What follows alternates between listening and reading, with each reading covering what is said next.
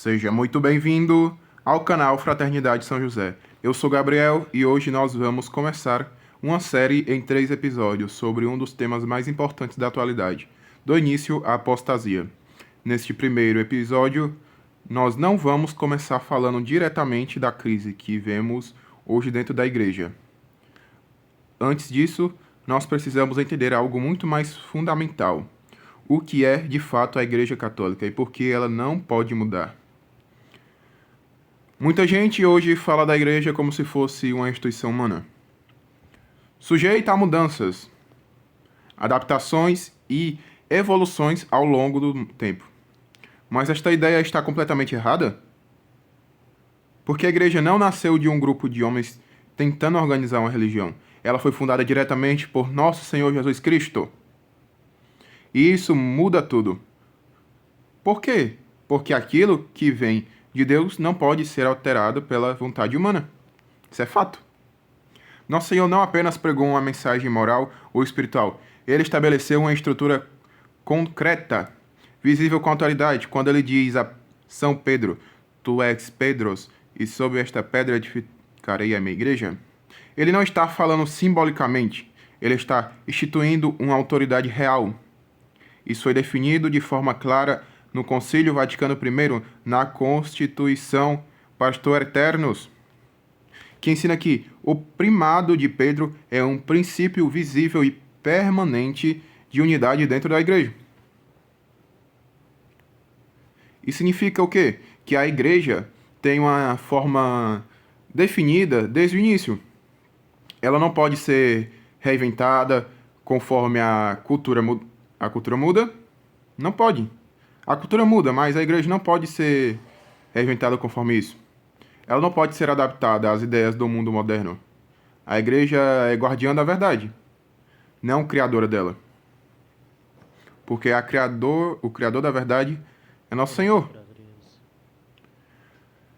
E o Papa Pio XII, na encíclica Mystici Corporis Christi, explica que a igreja é o corpo místico de Cristo. Ou seja, não é apenas organização externa, é uma realidade sobrenatural. E se é o corpo de Cristo, então ela deve refletir a mesma verdade, a mesma santidade e a mesma imutabilidade do próprio Cristo. Agora pense comigo, se a igreja é isso, se ela é divina, se ela é imutável, por que hoje nós vemos tantas diferenças entre o que sempre existiu e o que vemos atualmente? Vou perguntar de novo. Por que nós hoje vemos tantas diferenças entre o que sempre existiu e o que vemos atualmente? Esta é uma simples pergunta de um leigo como eu. Mas se for perguntar para um bispo, é continuista, para um padre continuista, ele vai responder uma coisa baseada no quê? No modernismo, claro. Entanto que às vezes ele nem tem culpa, porque ele foi ensinado naquilo. Mas tem outra pergunta também. Como é possível que a prática, a liturgia e até a linguagem tenham mudado tanto em muitos lugares? Eis perguntas fáceis, mas complexas para o meio modernista. E para responder isso, precisamos entender o papel da tradição. A fé católica não foi criada ao longo do tempo, ela foi transmitida, inicialmente oralmente, depois transcrita. O Concílio de Trento afirma claramente que a revelação divina chega até nós por meio da Sagrada Escritura e da tradição, e ambas devem ser recebidas com igual veneração. Isso está na seção 4 do Concílio de Trento.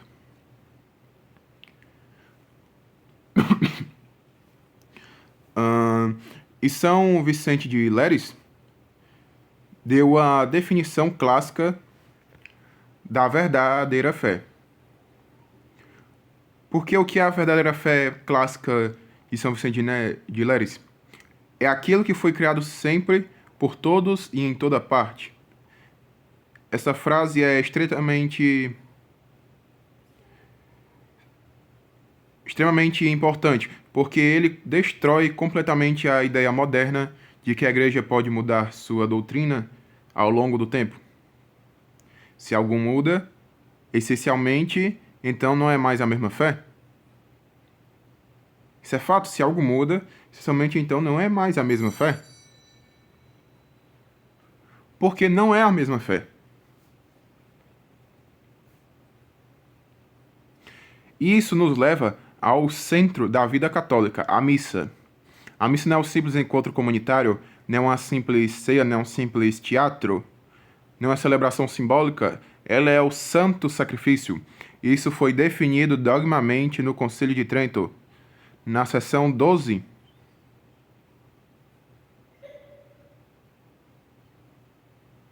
Não, desculpa. 22. A missa é a renovação de forma incruenta do sacrifício de Cristo na cruz. O Papa Pio V, ao promulgar o missal romano na bula Comprimum, declarou que esse rito deveria ser mantido perpetualmente. A palavra perpetualmente não é um detalhe. Ela mostra a intenção de preservar a integridade do culto ao longo do tempo, sem alterações arbitrárias. Isso é fato, sem alterações arbitrárias. E aqui entra um ponto que precisa ser refletido com seriedade. Se a missa sempre foi entendida dessa forma, como sacrifício, profundamente reverente, centrada em Deus, porque hoje em muitos lugares ela se apresenta de forma completamente diferente, mais voltada para a assembleia, mais simplificada, menos sagrada em aparência. Que em muitos lugares hoje é só palmas. Dá nem para ouvir o padre. Mesmo sendo missionário, mas em muitos lugares dá para ouvir nem o padre falando. É tanta gente batendo palma que é mais alto do que o padre falando no microfone. Tem padre também que grita igual o pastor, mas mesmo assim às vezes não dá nem para escutar. Então isso é difícil porque vai cada vez ficar pior. E vai continuando ficando pior com o início de parabéns, antes da bênção final, né? Da paz de Cristo, no meio da missa. Também não entendo para que aquilo.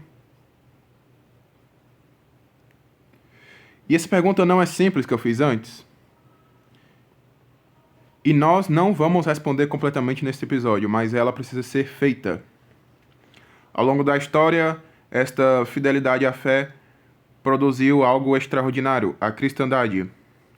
A igreja não apenas salvou almas individualmente, ela moldou civilizações inteiras. Historiadores como Christopher Dayton mostram que a própria cultura ocidental nasceu da igreja. As universidades, as leis, a arte, tudo foi profundamente influenciado pela fé católica. E ainda tem professor cara de pau que vem dizer que a era que a igreja católica comandava uma boa parte dos reis era a era... Como é? A era que acontecia as coisas ruins. Era das trevas. Das trevas é hoje. Que não tem mais liberdade um cristão de falar nada, porque se falar alguma coisa, é preso. Principalmente no Brasil, é uma censura. Qualquer coisa agora cria uma lei de censura. E esse que é o problema do mundo hoje. E as grandes catedrais, como a Catedral de Notre Dame, não foram construídas apenas como obras arquitetônicas, elas eram expressões de fé. Cada detalhe apontado para Deus, cada detalhe feito perfeitamente, feito à mão, e muitos fatores que mostram que é muito bem feito. A sociedade como um todo reconhecia a autoridade divina. Mas agora compare isto com o mundo atual, especialmente em países como o Brasil. Hoje vemos políticos usando o nome de Deus em discursos. Como um exemplo, o Flávio Dino, do governo do nosso queridíssimo presidente, infelizmente, citando Bíblia, como se o cara fosse um expert em Bíblia, né? Um cristão muito fervoroso, mas é um comunista, um ladrão sem vergonha. É comunista, e comunista não tem direito de fala num canto onde ele nunca vai ser cristão. Ele até uma vez falou que era cristão, mas não é. É um simples cara que usa o nome de Deus para ganhar voto por seu ladrãozinho preferido, seu malvado preferido, né? Malvado preferido, não sei como ele chama. Mas enfim, não estamos aqui para falar de política. Porque nem Bolsonaro nem Lula vai nos salvar. Nem qualquer outro político. Mas que é importante política mas isso aí é para outro tema. Enfim. Hoje vivemos política em nome de Deus, né? Em discurso, citando os versículos, tentando se apresentar como defensores da fé, mas ao mesmo tempo promovendo leis e atitudes que contradizem diretamente a moral cristã, como leis no Brasil que queriam, tinha época aí que estavam querendo fazer uma lei, parece que ia ser meio que proibir a fazer cultos no sentido de pregar para a pessoa fora do templo. Aí não ia poder mais ter missa, pelo menos é o que eu vi, né? Não sei se era verdade. Aí não podia mais ter missa campal, não ia poder mais ter gente falando de culto, não sei o quê. Atacando o cristianismo. Por que não fazem rituais no meio da rua? Pelo menos não a luz aberta, né?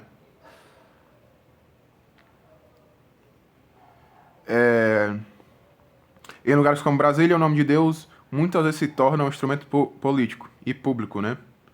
Usam como se fosse uma coisa pública para o instrumentalismo político. Entanto que em muitos cantos políticos tem uma cruz lá no meio. Com certeza não é abençoada, porque não tiver daqueles demônios de lá. Por isso que eu digo, isso não é cristianismo verdadeiro. Isso é uma instrumentalização da religião. É o uso da fé para fins humanos. Isso mostra claramente que não vivemos mais em uma cristandade, mas em uma descristandade, um laicismo. Vivemos em um laicismo, não um estado laico, um laicismo e uma descristandade, onde Satanás está perto de governar. Na verdade já está governando, né? Já está na presidência. E mesmo assim, a verdade permanece. A verdade permanecerá e permanece. E a prova disso são os santos. Os santos não adaptaram a fé. Eles viveram a fé em muitas formas. Em sua forma mais pura eles viveram. Santo Atanásio resistiu praticamente sozinho contra o arianismo, uma heresia que dominava grande parte da igreja. Ele foi exilado várias vezes, perseguido, mas nunca cedeu. São Pio X, no início do século XX, identificou o modernismo com a síntese de todas as heresias na encíclica Pascendi Dominici Gregis. Pascendi Dominici Gregis, isso. Ele já via que havia um movimento tentando reintegrar e interpretar a fé diferente, adaptá-la ao pensamento moderno, reentregar um tipo de heresia, que era relativizar suas verdades. Isso é essencial para entender o que está acontecendo hoje, porque a crise que vemos atualmente não é surgida do nada. Ela começou com ideias que colocam o homem no centro, que rejeitam a autoridade, que relativizam a verdade. A partir do Iluminismo e da Revolução Francesa, a sociedade começou a ser afastada e se afastar cada vez mais de Deus. A religião passou a ser vista como algo privado, subjetivo e algo ruim. A verdade deixou de ser objetiva e esse pensamento não ficou apenas fora da igreja. Ele começou aos poucos a influenciar também dentro dela. E é exatamente aqui que começa o ponto de virada da nossa série. Porque no primeiro episódio nós vamos ver como esta crise que começou fora entrou dentro da igreja e como isso gerou uma transformação profunda. Visível e extremamente controversa. Se você quer entender de verdade o que está acontecendo com a igreja hoje, você precisa continuar essa série. Se inscreva no canal Fraternidade São José, compartilhe esse vídeo e prepare-se para o próximo episódio. Porque a história não termina aqui. Ela está só começando.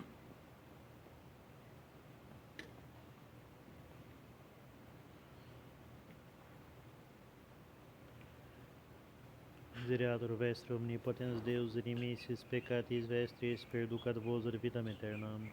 Aí, aqui é só uma parte dos créditos finais, né? Queria agradecer por quem está assistindo. Tô começando agora a editar bem, mais ou menos, não sei se é muito bom. E desculpe pelos erros aí de fala, porque como eu rezei muito ontem, tô ainda morrendo de sono. Tô fazendo esse vídeo aqui ainda cansado. Por isso que eu li um pouquinho errado às vezes, me desculpem aí. Deus abençoe.